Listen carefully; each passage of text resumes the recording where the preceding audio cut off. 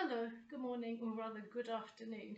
My name is Chloe Bruce, and I used to be a specialist in Russian energy politics at an academic level, but also worked after university as a journalist for various publications, and writing about my specialist area, which is the former Soviet Union and the Russian political and economic life. And I specialised specifically in natural gas politics in the early new millennium, both as a journalist and academic work for my doctoral thesis at the University of Vienna. I'm a British journalist, and I've been on long-term sick leave in Britain now since 2009, since my early to, well, let's say my mid-30s.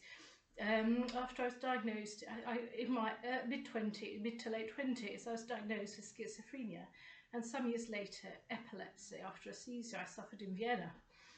And I've been talking on this YouTube channel about the stigma of my diagnosis, but also, although I'm not working and researching, I've just provided some insights into the current energy situation in Russia and the EU following the invasion of Ukraine and the war that ensued. I've also sort of tried to separate, although the mental health theme is in all of them, and discussions of the triggers, the kind of thoughts I had and why and what provoked them and what the associations were. I've talked also about the stigma, creeping fascism in the UK, and, well, civil war, if you want to call it that, or potential civil war. But I've also tried to at least give some dominate some of the videos with discussions of the energy situation for those who are interested, to fill in some of the gaps of the reporting. And I'm a great admirer of my profession, but I have been criticising particularly the UK media for their coverage of the Russian-Ukraine war. Today I've decided to add some details to coverage and criticise somewhat coverage of the announcement that transit has stopped, that is for natural gas, through Ukraine for Russian natural gas for supplies to Europe. And that will of course be difficult to replace and not necessarily unexpected whatsoever, to say the least. But it is difficult to replace, and I discussed some of these issues here. My doctoral thesis was on Russian gas politics in the CIS, the Commonwealth of Independent States. Here it really is just focused very little on my illness today, or epilepsy, or any of those things. I've got much I could say and add to it, and I'm planning to soon. But I'd just like to talk a bit about, just to fill in some of the details about the context of European gas supplies being such a political hot potato. And I'll just read it now, and I hope that it'll be of some immense use if you're trying to map yourself in or get clues, codes as to where to go further for information. So, although I'm not working, as I said, I'm on long-term sick leave in my council flat on benefits. So on this channel, I have alluded to the energy situation following the invasion of Ukraine, albeit with a minimal research showing to the fact that I'm unpaid, unemployed and on sick leave. I have criticised the UK press in many videos on many levels, especially TV media, for being short on examples and sometimes play wrong when it comes to the coverage of natural gas. This includes recently a BBC reporter, a type of in-mail who sort of fancy themselves as the face of Britain, that I've described in previous videos, that I just want to place it in a context. When I went to the BBC to talk about trying to get a job there, they were happy about that, but not paying me anything at all. So it's in the context of quite a lot of hurt feeling. I'm literally not worth any money. And so sort of, nevertheless, he can survive on the salary he gets, so I have no idea how. There he is. It's sort of, I'm talking about unfairness in the jobs market, and at least from the female point of view, too few females in certain professions, and if they're in professions, not at a senior level. Looking, so sort of, yes, so a type of older man who occupies many positions, including journalism, that are senior, and I've talked about my experiences in the workplace, and I'm going to continue to do so, and give more details about journalism and some of those situations now. So I've criticised in previous videos on this channel this sort of situation at work, unfairness, saying, and this is in the context of my mental health stigma and media stigma of me, and so saying so to give some examples, I can criticise a few examples where I felt personally he was playing wrong. I know my opinion doesn't matter to him at all, but I'll say it anyway. So first, he's saying to create liquefied natural gas from natural gas, there's a cooling process involved, which I discussed in my doctorate and my articles. He says that this is sort of, I should imagine, quite dangerous. He said that natural gas to liquefy it is cooled to -16 degrees, 16, and I looked at the captions also to double check. And in fact, I remember it has to be much colder, -160 degrees Celsius. That was one thing. It's a type of superficial way of stamping or mark on a subject without really understanding the level of detail that rose to certain conclusions that I made, that gas is an inherently political commodity when it's natural gas. So that's one thing that disturbed me about this report. And this was all in the context of the Russian gas supply through Ukrainian transit stopping, and at the end of this last year, 2024. And this seems dangerous, but his superficial approach undermined also his arguments and his way of delivering, as he said, Russian gas as being cheap. Clearly the price can be very expensive. It's just cheaper than gas transported by LNG. If there are oil price rises or energy price increases, it's not going to just stay cheap just because it's Russian natural gas. I'd say cheaper is a good rule. It depends what they mean. So clearly the price, nevertheless, even if it is through pipeline gas from Russia to Europe, it can be very expensive nevertheless, as well enduring. Just cheaper than gas transported as a rule as liquefied natural gas to Europe. But contrary to his saying pipeline gas is cheaper, this may be the case for Europe, where Russian gas can be supplied to Europe, but LNG, that is, liquefied natural gas, is cheaper as a rule for long distances where pipelines are more expensive.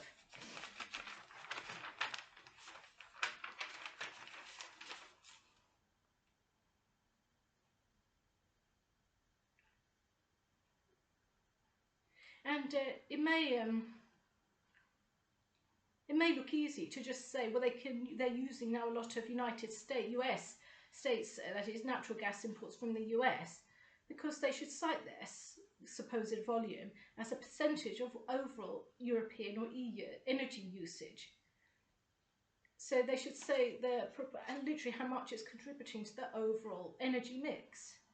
If the share of gas goes down overall, then it might be a large percentage now of their natural gas imports, but in volume terms, in real terms, what are the volumes? As I say, the detail is just too scant to put my money into is data and licensing the TV. Ukraine has endured not just destruction of some natural gas facilities, although it says it keeps going nevertheless, but also it has complained of seized energy assets in Crimea. In the UK, reportage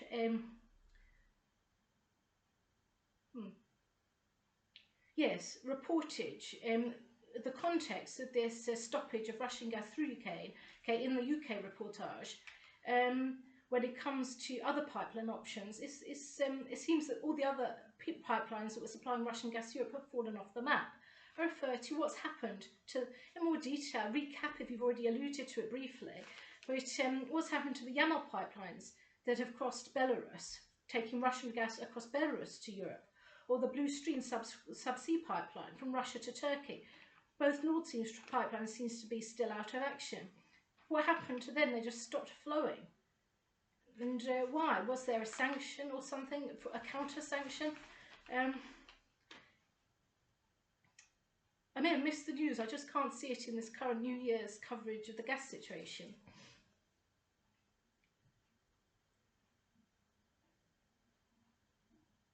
Reuters have reported on 31st December 2024, the only line, that is the pipeline now carrying Russian natural gas to the EU, is Turkstream.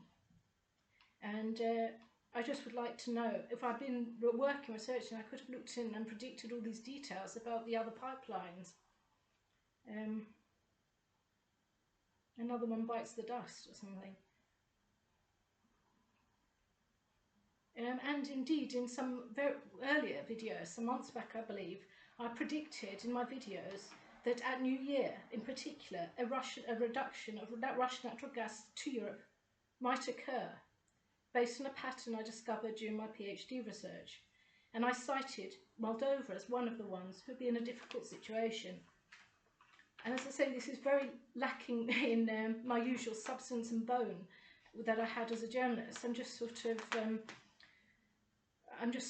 talking about something I feel comfortable with. So although the natural gas sanctions on Russia were planned to hurt its military budget, it would benefit nevertheless from higher oil prices and attendant increase in natural gas prices. Like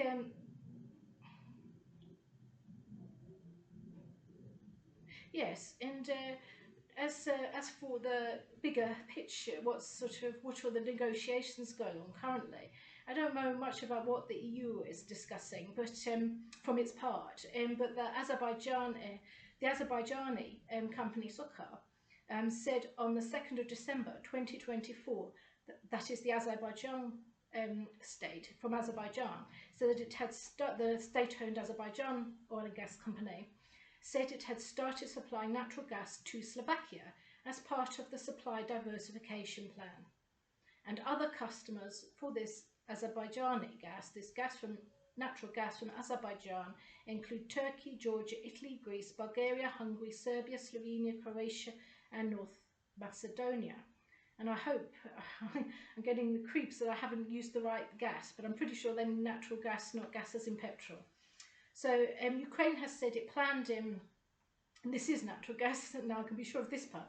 Ukraine has said it planned no further contact, and this has been going on in lots of its statements for a while now, with the Russian company Gazprom for the beginning of this year. So that's in the context of the contract for transit of Russian gas via Ukraine to Europe or onwards to other countries. That is in the context of its decision not to deal with Gazprom further. That's a Russian natural gas company, Gazprom. So from the beginning of this year, but plan to receive natural gas from the said Azerbaijan. But I looked and I don't see how, and they seem to say the same thing, that it couldn't escape the need for this gas from Azerbaijan to cross Russian territory to get to Ukraine. So it sounds like Azerbaijan will deal with Russia for that part. It should be remembered that Russia has been a huge natural gas producer, and other suppliers in the region do not have the volumes of that nature.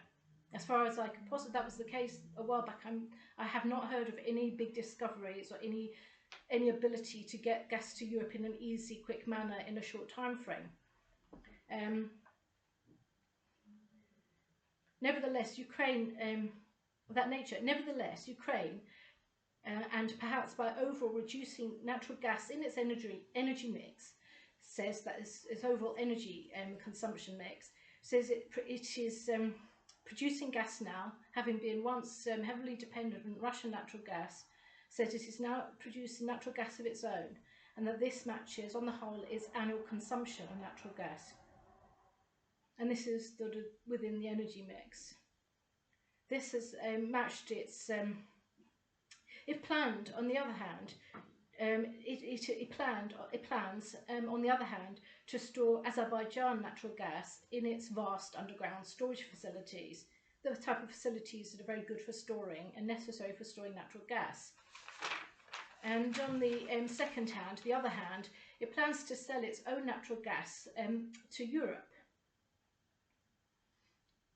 New wells are being drilled, and I'm referring to the Naftagaz gas company of Ukraine and researching parts of its website and what it's saying there, and it's available. Well, you can some of it's in English, I think, but it can be now translated, of course, using the internet. So, new wells are being drilled despite ongoing hostilities. To quote, despite ongoing hostilities, new wells are being drilled. And that is from the Ukrainian gas company Naftogaz. And it says in the first 10 months of this year, 2024, it produced 12.3 billion cubic meters of natural gas, up 6% from 2023. And to realise its natural gas export ambitions, it may have to, I don't know personally how it's going to find significant gas to export. I'm not saying sort of it won't add up into a nice tidy sum anyway, but I should imagine it must be thinking about shale for really significant amounts. I literally don't know personally of the current geophysics situation of Ukraine, what's expected to be down there somehow. So it is not clear how much of this would be shale gas in terms of its potential production of natural gas. Naftogaz says it has one of the largest natural gas storage facilities in Europe. And on the Naftogaz company website, there was a discussion with the energy expert Daniel Herein and the company's chairman of the board, Alexei Cheryshev. And this is available on the Naftogaz website. The idea of a Ukrainian energy hub was discussed. Presumably, the new gas partnership proposed with Azerbaijan will assist the hub idea that they discuss. A great place to have a hub, they say, in this discussion. I think it's Herein. And who is Chernyshov, who is chairman of the board of Naftogaz, as I've said, we have to admit it, he says, alluding to how cheap Russian gas prices been for them. And for them, I mean, I'm not saying it's cheap, it was their only supply at one point, so it's cheap, but on the whole you can say it's cheaper. But it wasn't always spectacularly cheap in terms of how cheap it had been before, say, a price rise in Ukraine following other negotiations, new negotiations with its supply Gazprom. So he says, cheap gas from Russia cost Ukraine political, financial and economic dependence. Sick. The company said hitherto, until the cessation of Russian natural gas through its transit lines, that it had been transporting, since the war there, a steady 14 billion cubic meters of gas per year of Russian natural gas to Europe. In other words, I said in previous videos, it looked like the gas continued to flow through there despite the war, and the money from transit would help the upkeep of their transportation lines, their infrastructure. So it transported since the beginning of the war held steady at 14 BCM per year. And at the time there was an interview there from the, I'll get to that in a bit. Yes, so there were various parts of this website, and there's an interview on there also with Chernyshov. And it says that at the time of this interview, this was 14 billion cubic meters per year and some 4% of total European consumption. Cheryshev also added Moldova and Transnistria, that is a connected breakaway republic, that had also said that they could receive some of its own proposed natural gas exports, amongst others.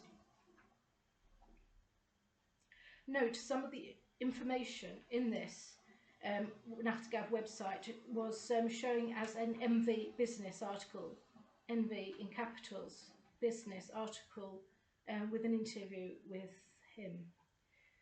Would Ukraine use Azerbaijan natural gas for its own consumption and export its own gas to Europe for higher prices?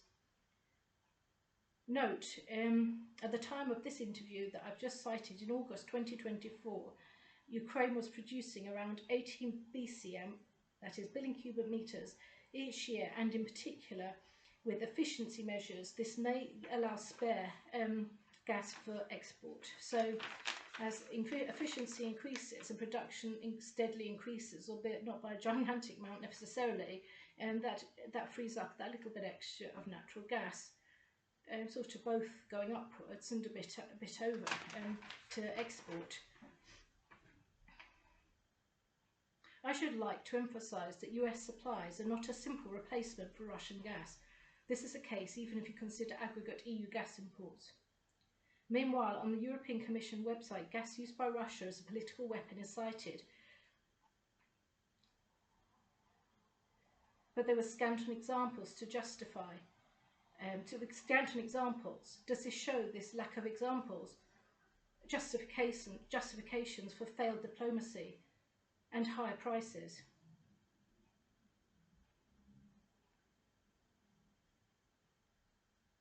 Just in April, Ukraine announced the shelling of its gas facilities. Again, it said.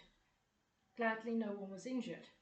I will try to find out details of what has happened to the other pipelines that were supplying Russian gas to the EU, and look for the details of the relationships that emerged then and the coping strategies. But should Yamal, the Belarusian pipeline network carrying Russian gas to Europe, should that remain in operation? Could it perhaps kickstart, if it has closed down, as has been reported, kickstart supplies once again to Europe, but at a higher volume, by adding compression to the pipelines, so allowing a greater capacity for supply replacements. Now, natural gas is full of well, at least the way I approach it, little nitty-gritty details, because if you want to look at the political picture as I was, not being an economist, more a political economist, with more politics and really any economics, then these commercial level of relationships, that is the literal numbers and contracts, and when they start, when they stop, and why they start and why they stop, this for me gives great insight into foreign policy, and it's frustrating for me for this discussion of blackmail by Russia, the European Union countries, because although I was clear that this can occur in relation to the CIS, I gave plentiful examples, and I just feel that somewhere in the European Commission database I can find the answers as to what's happened. They say cessation, on and off, stop starts, but what is the political demand? May you say quite clearly, Russia demanded this, that and the other. What did it say? Give us this, give us that, or do this, do that. Would it be difficult to talk about or something? Would you comply or something? Or have you complied? I don't know why this relationship has failed so spectacularly on the whole. But as I say, it would be, if I were well, I'd be able to look into all these details and try and map people into the political level and why that would affect commerce, and to give some future predictions. As for this situation, it's important to point out, I have before, the fossil fuels have to go down eventually and be reduced anyway for the sake of the climate, and it's easy to see rhetoric as overshadowing necessities, whereas in fact there may be many and very boring mundane reasons for all this, and hype is hyperbole effectively, and it's very easy, you can't actually screech from the rooftops if you don't get examples about why you're hysterical. Anyway, I hope that this was useful and enlightening, and it gives you an idea of where to go also to look for your own judgments. And I also looked at the SOCAR website, that is the Azerbaijan state oil company website, and they have one or two notes about supplies to Europe. And I just want to point out the gas hub part of things is important, and the potential for a gas hub here, but gas hub there, Azerbaijan gas, for example, for the Turkish gas hub that's proposed and wanted by Russian President Vladimir Putin, as far as I can tell from his statements and other media reports. And thank you very much for listening. I'm very grateful for your watching, and do feel free to come and ask any questions. Please share your insights, and I've been talking about my mental health. There might be other videos that you would like to look at where I talk about how painful this whole process has been, and the medications and the epilepsy on top of it all, and other issues. And it may be you'd like to share your own experiences, and open up about what you think, and any constructive criticism also welcome. So thank you enjoy your New Year, the rest of Christmas, and I hope that there's a big shining light for you all, giving you peace and happiness. I wish you prosperity and good luck to all my viewers, and the best of everything. Thank you.